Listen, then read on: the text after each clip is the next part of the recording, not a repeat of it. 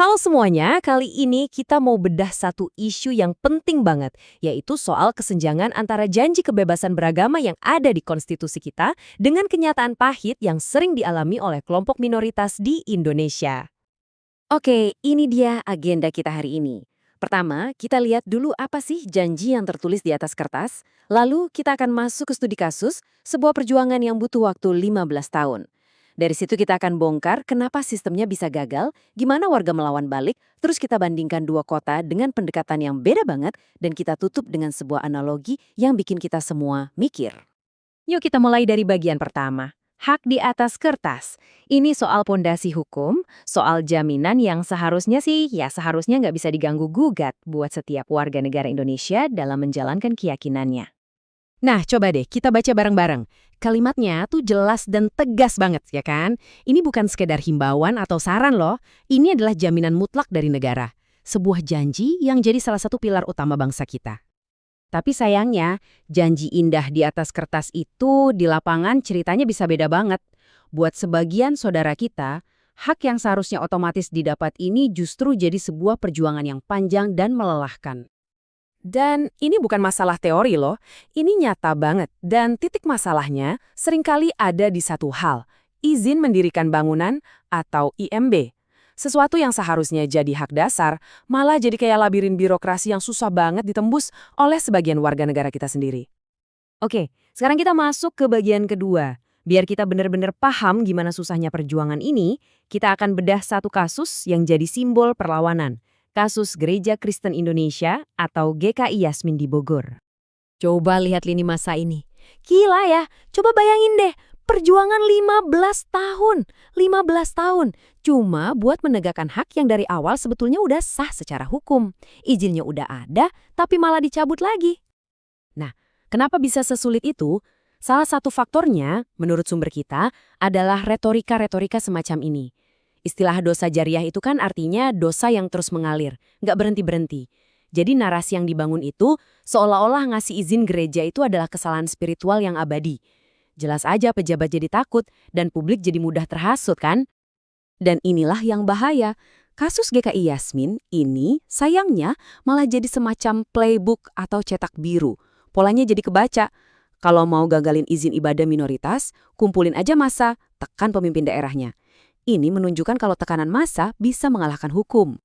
Oke, dari kasus spesifik tadi, sekarang kita coba lihat gambaran besarnya.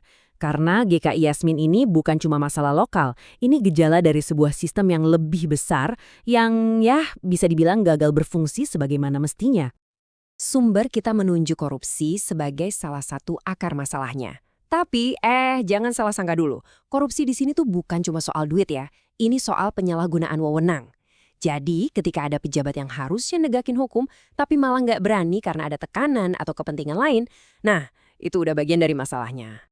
Dan bentuknya bisa macem-macem. Ada yang namanya suap, ini jelas ya transaksinya di depan, tapi ada juga yang lebih halus, namanya gratifikasi. Ini kayak hadiah terima kasih setelah urusannya beres. Dua-duanya sama-sama bahaya karena bikin proses yang harusnya adil jadi bisa diatur-atur. Bahkan, saking seriusnya masalah ini, sumber kita sampai mengangkatnya ke level yang lebih tinggi. Kalau diskriminasi kayak gini terjadi terus-menerus, sistematis, dan meluas, ini bukan lagi insiden-insiden kecil. Menurut hukum internasional, ini bisa masuk ke kategori kejahatan terhadap kemanusiaan. Serius banget kan dampaknya? Terus, kalau sistemnya kadang-kadang nggak beres gini, apa kita sebagai warga cuma bisa pasrah? Tentu enggak. Nah, disinilah kekuatan advokasi publik, kekuatan suara warga, jadi penting banget. Kutipan ini intinya bagus banget. Kekuatan buat nuntut perubahan itu ya ada di kita, di masyarakat. Kita itu bukan cuma penonton yang nerima kebijakan, tapi kita adalah pemain utamanya, aktornya. Terus gimana caranya? Analisis ini ngasih dua jalur strategi yang jelas. Pertama, jalur resmi. Ya, kita datengin wakil rakyat kita di DPR, kita tagih janji mereka. Tapi kalau jalur itu mentok, nah kita pakai jalur kedua, kekuatan publik lewat media sosial, bikin viral, bangun simpati, biar semua orang tahu masalahnya. Dan ini bukan cuma omong kosong loh. Kemenangan GKI Yasmin itu bukti nyata kalau strategi gabungan ini berhasil. Itu bukti kalau suara warga, kalau digabungin, punya kekuatan yang luar biasa. Oke, suara warga itu penting. Tapi ada satu faktor lagi yang nggak kalah penting, pemimpinnya.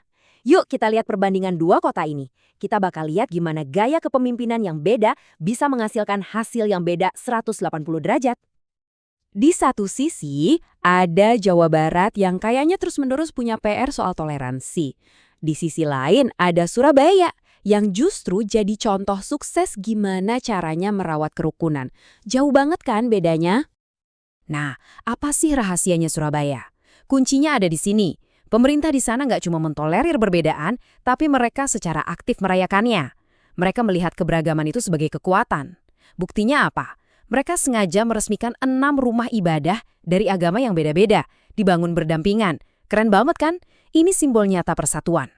Dari semua pembahasan tadi, kita sampai di bagian akhir.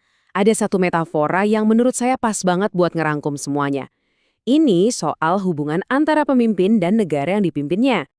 Metaforanya begini, negara itu ibarat kapal, dan pemimpin itu nakodanya.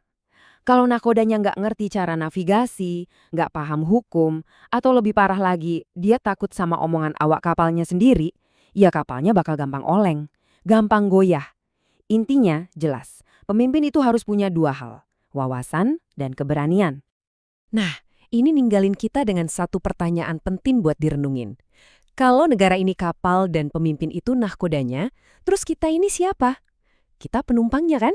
Jadi, sebagai penumpang, apa sih peran kita? Apa kita cuma duduk diam, atau kita juga ikut mastiin kapal ini jalan ke arah yang benar? Ke arah tujuan kita bersama. Sebuah masyarakat yang adil dan rukun buat semua orang. Coba kita pikirin sama-sama.